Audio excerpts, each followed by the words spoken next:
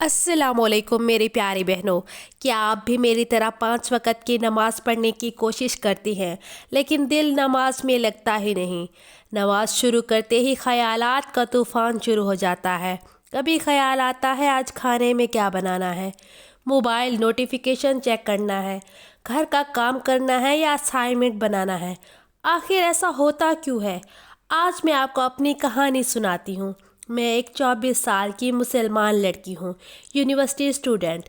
روز کی طرح 5 وقت نماز پڑھتی تھی لیکن دل سے نہیں۔ نماز ختم ہوتی تو یاد ہی نہیں ہوتا کہ میں نے کیا پڑھا ہے۔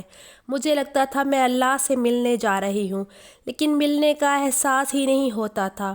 نماز میں سکون، مزہ اور کنیکشن سب مسنگ تھا۔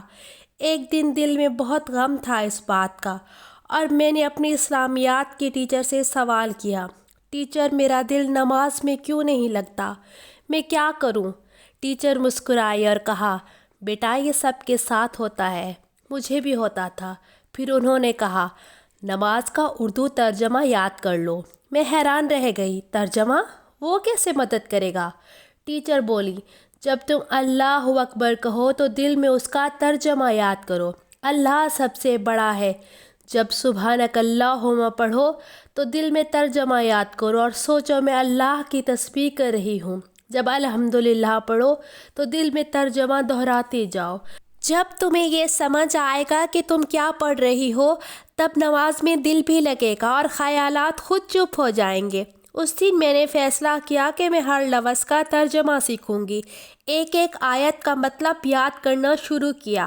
پہلے مشکل لگا، پھر دل میں نور بھر گیا، جیسے کوئی کنیکشن بن گیا ہو میرا اور میرے اللہ کے درمیان۔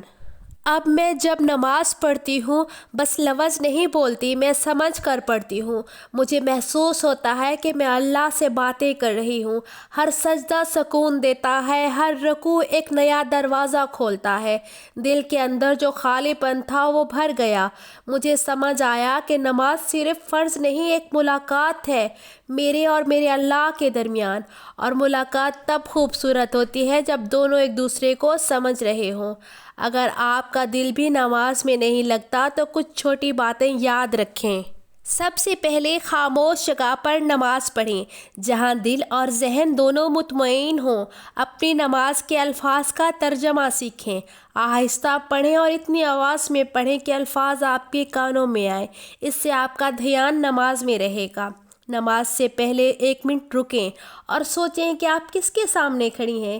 یقین جانیے جب آپ کو سمجھ آئے گا کہ آپ اللہ سے بات کر رہی ہیں، اللہ سے ملاقات کرنے جا رہی ہیں، تب نماز صرف ایک ایکسرسائز نہیں، ایک جذبہ بن جائے گا۔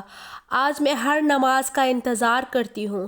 مجھے لگتا ہے جیسے میں اللہ سے ملاقات کرنے جا رہی ہوں، اور دل کے اندر سے آواز آتی ہے، ارے اب تو نماز کا وقت ہو گیا، چلو اللہ سے بات کرتے ہیں۔